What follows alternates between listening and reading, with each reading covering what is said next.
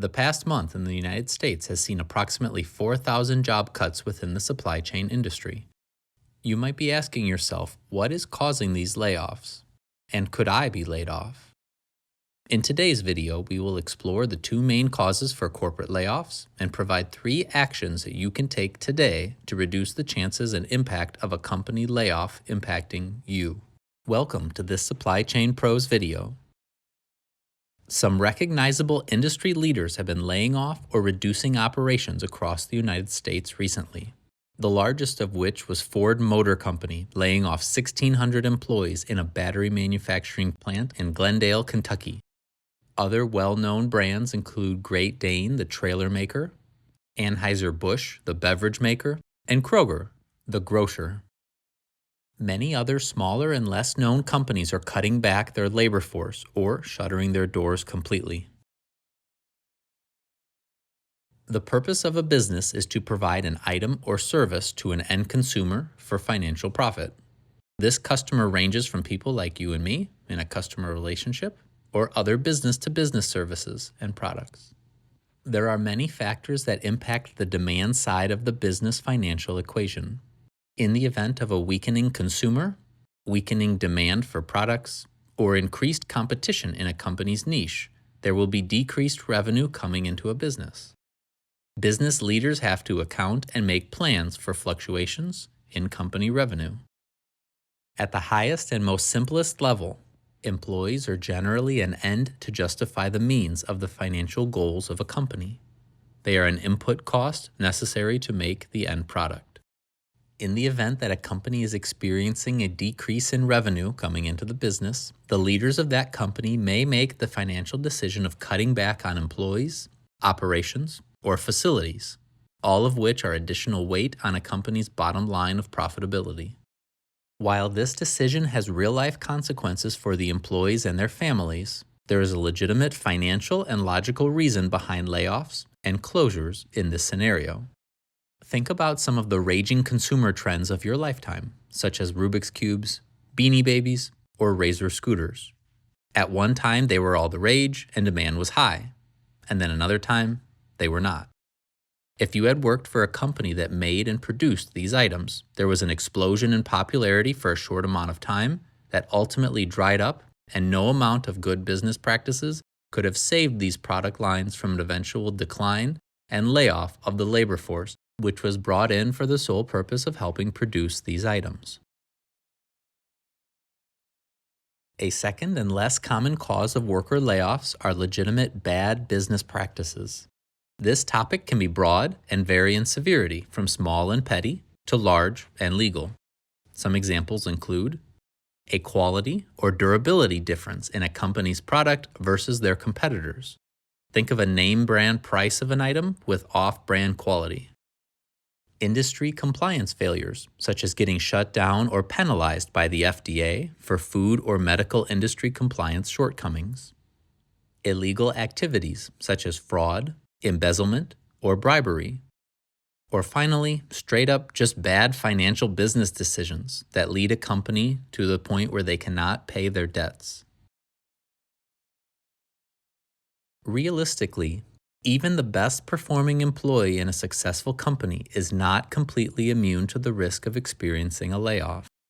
There are things that you can do today to decrease your chances of being laid off. Companies are ran by people. However, it's the finances that determine how the people of the business are graded. When a company is looking to reduce the input costs of its labor force, business leaders start with the weakest financially performing portions of the business. This could be the lowest performing facility, the worst business segment, or flatline bottom 10% of all performing employees at a given company. A business would not get rid of an average or a high-performing employee and retain underperforming employees voluntarily. It just doesn't make sense. You can take steps today to improve your individual performance and increase your reputation with your employer through a simple increase in your job performance, quality, or any other metric by which you are graded at your job. The first step will be to distinguish yourself from the rest of your team in a way that depicts you as a high-quality employee. The simplest way to do this is to just ask your boss what you need to do to improve from where you are at today. I guarantee you, if you take their feedback and implement it, you will be in a better spot 1 month from now than you are today. It costs nothing to be friendly and lift up the morale of others at your workplace. In the event of company-wide bottom 10%, 20%, or 30% layoffs, you will be chosen to be retained over your lower performing peers. Not every employee has the ability to influence their department's entire profitability. However, a singular employee can influence a department's productivity and culture.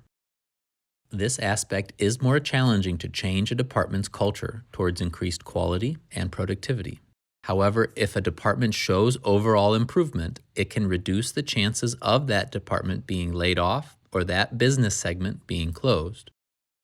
These profitability and performance changes will be seen by business leaders as they track actual performance versus the expected performance, and this department would be overperforming compared to their plan, and possibly even compared to other departments.